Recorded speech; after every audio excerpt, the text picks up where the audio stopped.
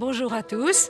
Nous présentons aujourd'hui notre émission en la consacrant à Newton, à sa philosophie naturelle, comme on disait au XVIIe siècle, c'est-à-dire à sa physique, mais aussi à sa philosophie tout court, où il y a une place pour Dieu, pour la Bible, mais aussi à sa personnalité tout à fait remarquable. Alors nous commençons par un texte, sa propre introduction, l'introduction de Newton au Principia Mathematica, Philosophiae Naturalis Principia Mathematica, en fait sa grande œuvre qui a révolutionné la physique. Alors on vous écoute, cher Alexis Lacroix. Nous qui avons pour objet non les arts, mais l'avancement de la philosophie, ne nous bornant pas à considérer seulement les puissances manuelles, mais celles que la nature emploie dans ses opérations, nous traitons principalement de la pesanteur, de la légèreté, de la force électrique, de la résistance des fluides et des autres forces de cette espèce, soit attractives, soit répulsives. C'est pourquoi nous proposons ce que nous donnons ici comme les principes mathématiques de la philosophie naturelle. En effet, toute la difficulté de la philosophie paraît consister à trouver les forces qu'emploie la nature par les phénomènes du mouvement que nous connaissons et à démontrer ensuite, par là, les autres phénomènes.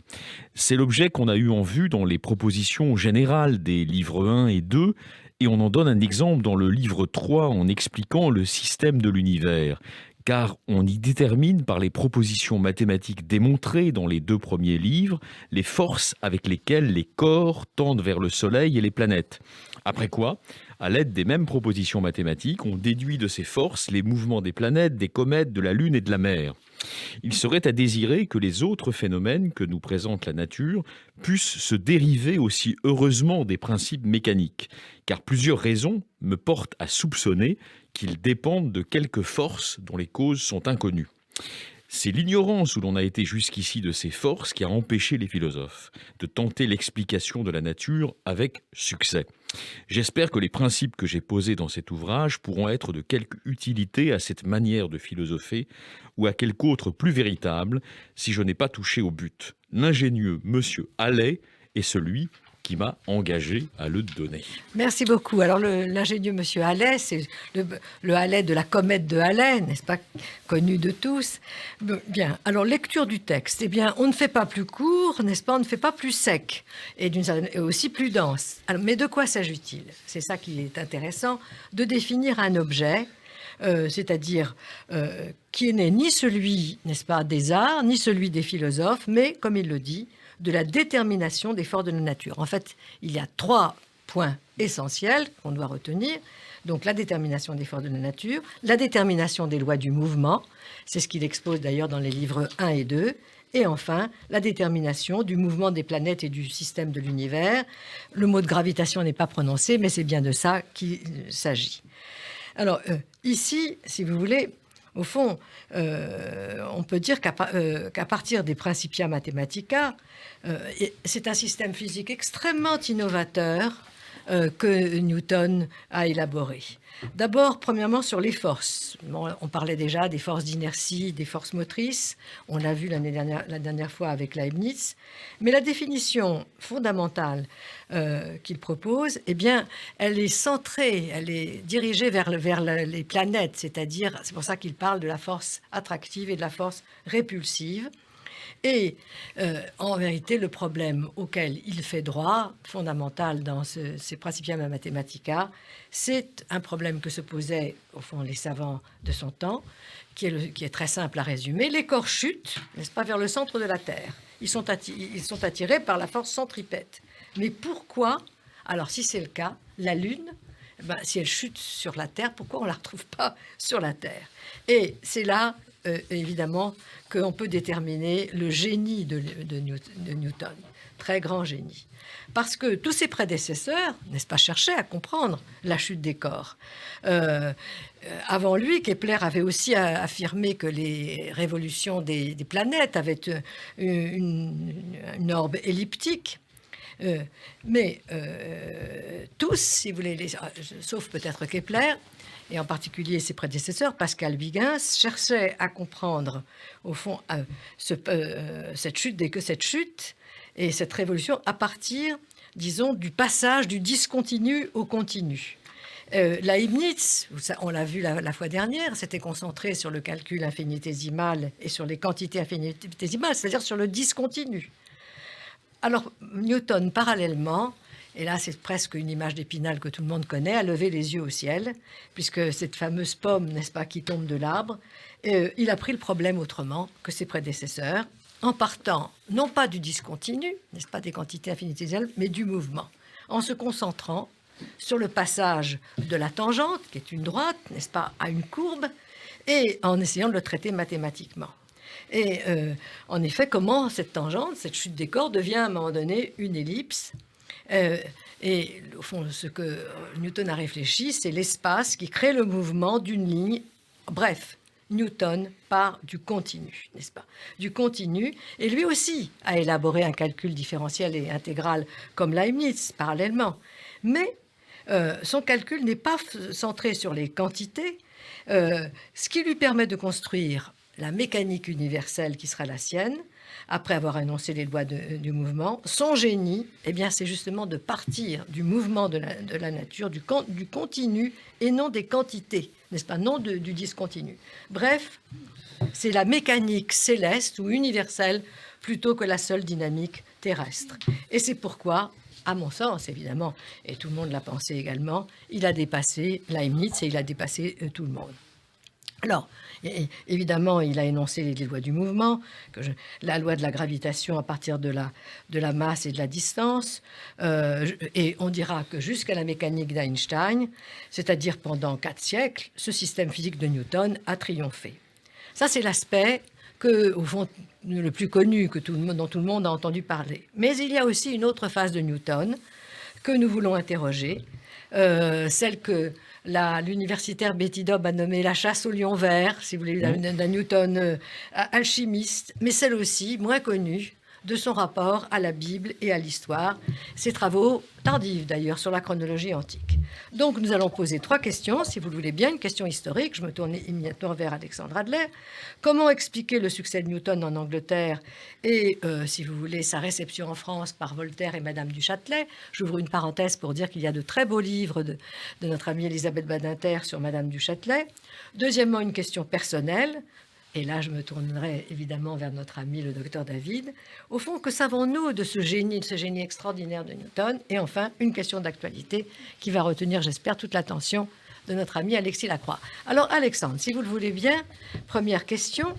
Eh bien, au fond, en quoi une question historique, expliquez-nous, n'est-ce pas, quel est le cadre historique dans lequel Newton a réussi et a été célébré, Voltaire l'a souligné, et au fond, cette question de la chronologie biblique, très mal connue, mais je sais que vous vous y intéressez, Alexandre. On vous écoute.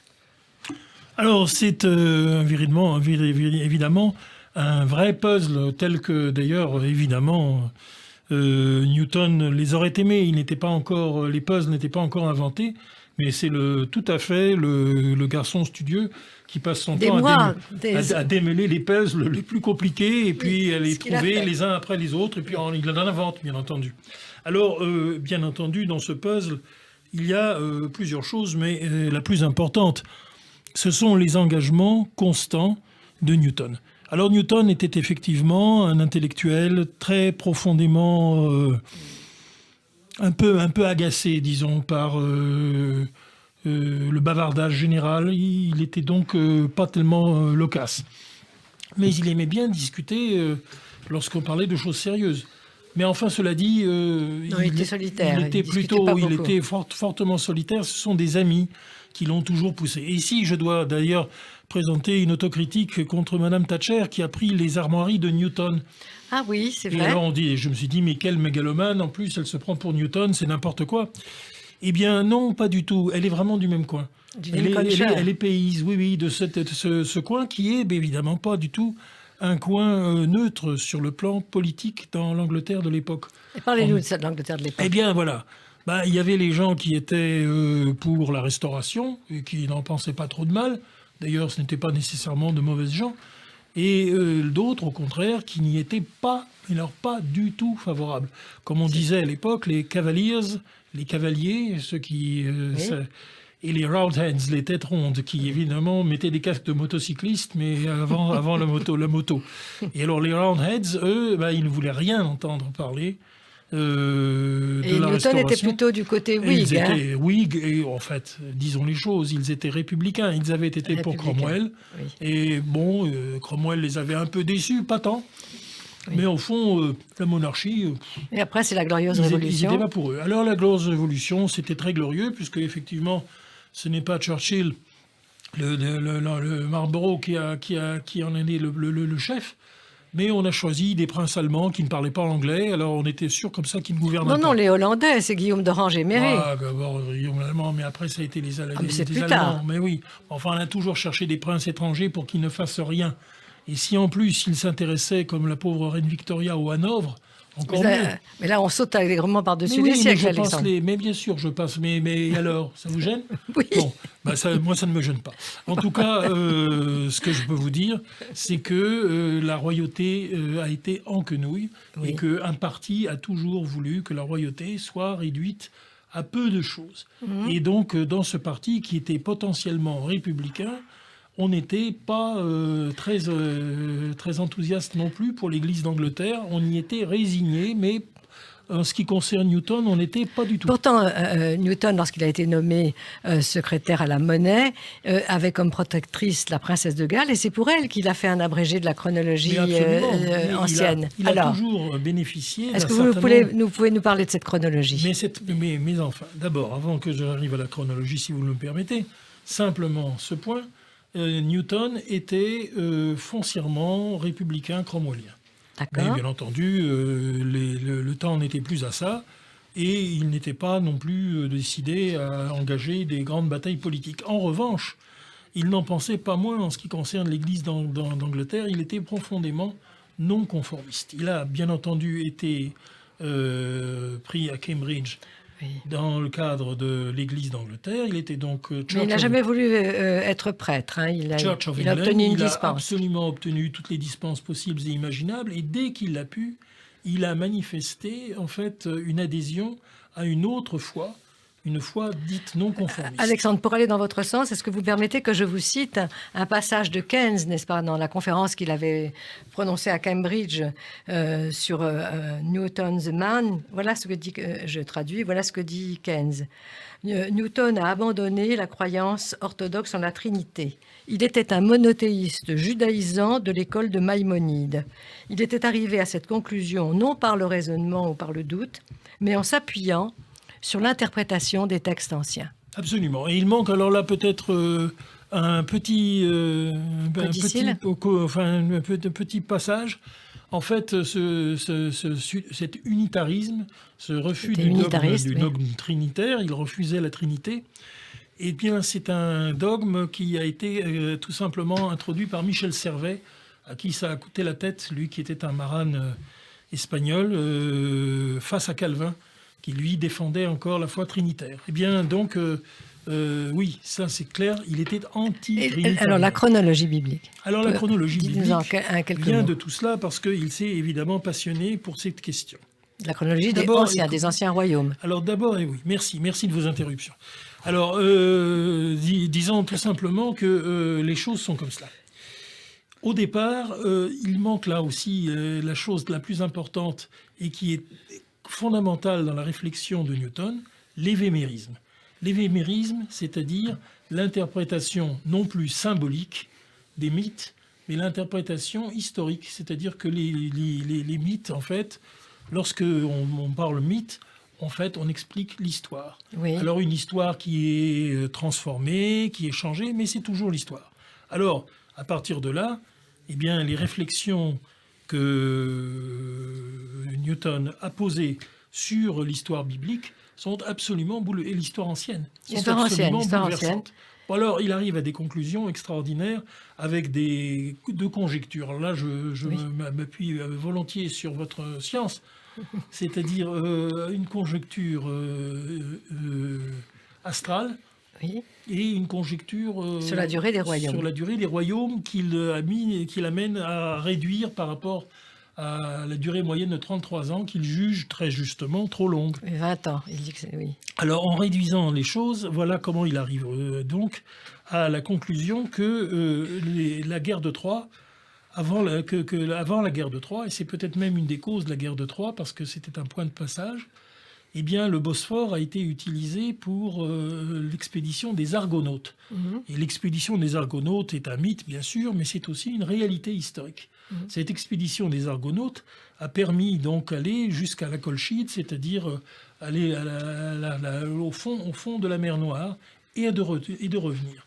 Et évidemment, à cette époque-là, il y avait donc dans cette expédition des Argonautes des capacités de navigation tout à fait considérable. Et donc, il fait perdre quasiment entre 300 et 500 ans à l'histoire ancienne. Exactement. Il met la chute de Troie en 900, c'est-à-dire au fond un siècle avant Homère. Ce qui correspond à peu près à ce que peut le comprendre, et on peut comprendre aussi comment les poèmes homériques ont pu être et il dérange l'antériorité dans 2 générations. Des civilisations. Et que ce n'est pas donc... ces textes n'étaient pas écrits, en effet, ils étaient avant l'écriture.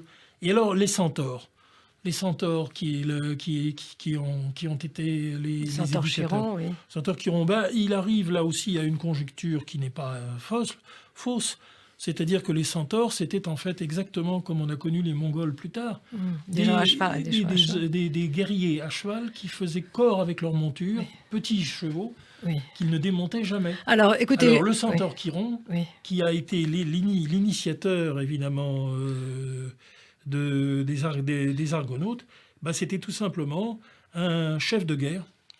Et de la même manière, et ainsi de suite. Et bien entendu, c'est la raison pour laquelle Troie était un obstacle et que finalement la guerre de Troie a eu lieu. Mais c'est très convaincant, mais malheureusement, cette chronologie qui a suscité de nombreux débats à l'Académie des inscriptions et belles-lettres, en particulier avec un grand érudit de chez nous, Nicolas Fréret, c'est pas Newton qui l'a emporté. Il l'a emporté en physique, mais pas en chronologie antique. Mais je dois dire, et c'est pour ça que je remercie Alexandre, que ce débat qui a quasiment jamais lieu en France, il est encore ouvert dans le monde anglo-saxon. Et nous en avions d'ailleurs parlé avec Alexandre, avec Jean Leclan, qui était, c'est-à-dire notre grand égyptologue, hélas disparu, qui était extrêmement intéressé par ça. Alors, cela dit, on va quitter là maintenant la chronologie historique pour, au fond, nous tourner vers Marielle David et lui poser, au fond, une question sur la vie de Newton. Comment on devient un génie? Parce que, très rapidement, je n'ai pas donné de renseignements biographiques au départ, mais la biographie de Newton a intéressé beaucoup de monde. D'abord, son père est mort avant qu'il ne naisse. Sa mère s'est remariée quand il avait 3 ans. Il a été confié à ses grands-parents, donc enfant solitaire. Il a été sauvé du fait de ne pas faire d'études par un pharmacien, Clark, et son instituteur qui ont décelé en fait son génie précoce et ont demandé à sa mère de le laisser aller à Cambridge, où il a passé l'essentiel de sa vie. Mais il est resté un enfant extrêmement solitaire. Ça, c'est le premier point. Et un adulte solitaire. Il faisait très peu ses cours. Il n'a pas voulu, si vous voulez, devenir prêtre. Je donne quelques éléments, Marielle, pour vous demander votre réflexion là-dessus.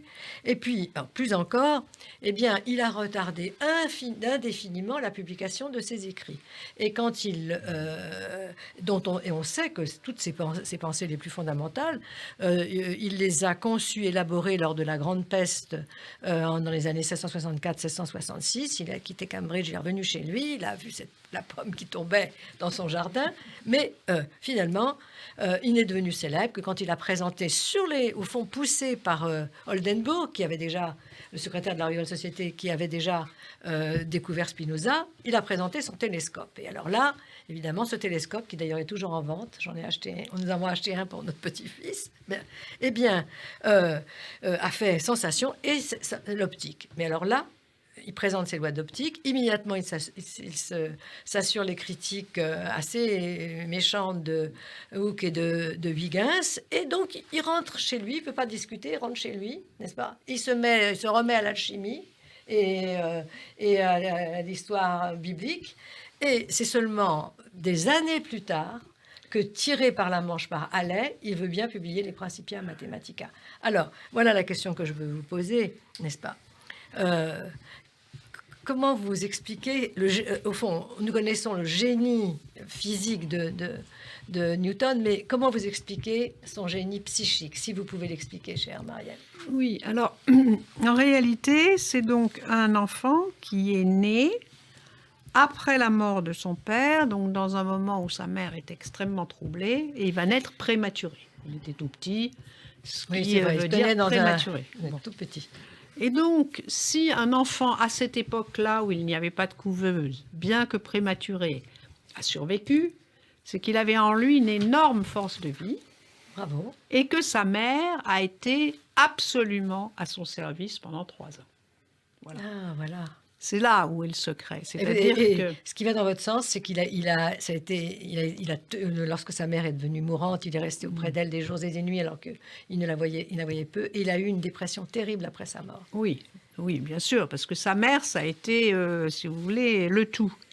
Le tout, c'est là où il a pu commencer à subir à l'intérieur de sa monade, pour reprendre les termes de Leibniz, toutes les Ça ne petites... pas plus, enfin peu importe. C'est pas grave, parce qu'il faut nous qu'on fasse une continuité dans la Il était Bien en sûr. rivalité. Oui, voilà. Oui, il était en rivalité. Continue, Marianne, continue. Donc, il a été extrêmement sûrement nourri, choyé, et il a eu tout un imaginaire et des perceptions, toutes ces petites perceptions, il les a eues d'une manière extrêmement forte pendant 3 ans. Au bout de 3 ans, elle s'est remariée avec un pasteur qui ne voulait pas de lui, et il a été élevé par ses grands-parents. Donc là, il y a eu un choc psychique considérable, d'autant plus traumatique qu'il avait été intime, d'une extrême intimité avec cette mère qui n'avait que lui, Bien sûr. puisque son mari est mort. Donc c'est autour de sa toute petite enfance qu'il a pu organiser les choses. Alors, par ailleurs, qu'est-ce que ça veut dire qu'il privilégie le mouvement ? Ah, très Qu'est-ce que intéressant. ça veut dire ? Alors, je vous écoute. Oui. Donc, si vous voulez, il y a 2 manières de penser la question paternelle pour un enfant. Il y a la manière dite métaphorique, c'est-à-dire que le père va à un moment se mettre à la place de la mère. La mère va être effacée. Oui. Ça, c'est au fond la manière, je dirais, la plus fréquente et la plus nécessaire d'une certaine manière. Il y a un moment où le père Oui. prend la place de la mère, c'est-à-dire Et que alors l'enfant ne se dit pas d'où ça vient ce que je reçois, il se dit ce que je reçois, ça vient de il. Vous voyez, c'est ça. Ça, c'est très très important à comprendre. Et C'est donc que l'enfant lui-même pense. Et donc, Bon. et alors Ça, c'est la métaphore indispensable. Oui. Mais lui, il va faire une métonymie. Oui. C'est-à-dire que le père, c'est celui qui n'a jamais été là, c'est celui tout qui pour est la là-bas partie. pour lui. Oui. Hein? Oui. Pour lui, le mouvement du père, il est on ne peut plus Et c'est ça qu'il cherche. évident, puisque quelque part, il l'a jamais vu, et pourtant, il était là pour sa mère. C'est-à-dire la mère, elle savait très bien que le père était mort, mais que Et donc, il alors, son existait. génie, Marianne. Alors, son génie, ça, on ne sait pas pourquoi son génie. Je veux dire, il a été génial, c'est comme ça. Il a vécu dans une intimité avec sa mère, d'autres deviennent idiots, lui est devenu infiniment intelligent. Bien. Bon, là, on ne peut pas... Bon. Mais là où il y a quelque chose de très intéressant, à mon avis, c'est dans... bon, alors évidemment, c'est une époque, il faut comprendre que c'est une Oui, époque, oui. et c'est une époque où ce qu'il va arriver à faire, c'est à faire du convexe, du coup, au lieu du concave. Bon. C'est-à-dire, Oui. ou du concave au lieu du convexe. Excusez-moi, je dis une bêtise. Mais alors, c'est très intéressant pour son Il va télescope. pouvoir Mais aller en dehors. Mais malheureusement, écoutez, on reprendra peut-être cette discussion. Il nous reste encore 3 minutes et c'est pas beaucoup, mais je veux poser quand même une question à notre ami Alexis. Alexis, au fond, est-ce qu'il y a une actualité aujourd'hui, à l'heure où les astrophysiciens sont dans la mécanique relativiste de Newton ? Qu'est-ce que vous en pensez, Alexis ? Son actualité, elle est évidemment liée à la conception relativiste de la physique, puisqu'au fond, il est une des voies de la physique contemporaine. Au fond, il est très proche de la théorie de la relativité, s'il faut aller vite, c'est-à-dire la compréhension d'un univers en mouvement, dont la clé ultime est évidemment l'approche mathématique sur laquelle il a fondé l'ensemble de sa théorie. On le voit d'ailleurs au travers du texte par lequel nous avons introduit cette émission. Et évidemment, ce sont des idées aujourd'hui extrêmement contemporaines. Un univers en mouvement, mais aussi un univers en expansion. On sait aujourd'hui, par les recherches de la physique, que l'univers, il est en dilatation permanente. Nous sommes c'est un Big Bang. Mais lui, on lui reproche le temps absolu, l'espace absolu, un univers soi-disant au repos. Alors, non, vous niez ça. Moi, personnellement, je nie ça, mais je ne suis pas un spécialiste de Newton. Je pense qu'effectivement, il a ouvert la voie aux découvertes de la physique contemporaine qui pense que, justement, l'immobilité est la loi du monde. La non-immobilité, la mobilité, ça, la oui, ça, loi du c'est monde. la remise. Mais il y a le mouvement et l'ordre, parce que quand même, le monde est stable. Il y a un mouvement et l'ordre. Bon, en tout cas, on aura l'occasion, n'est-ce pas, de développer ça plus avant, cher Alexis. Pardonnez-nous d'avoir restreint votre temps de parole, plus que nous. Vous êtes toutes pardonnées, non En fait, nous devrions avoir encore 1 minute, mais il me reste quand même à vous remercier.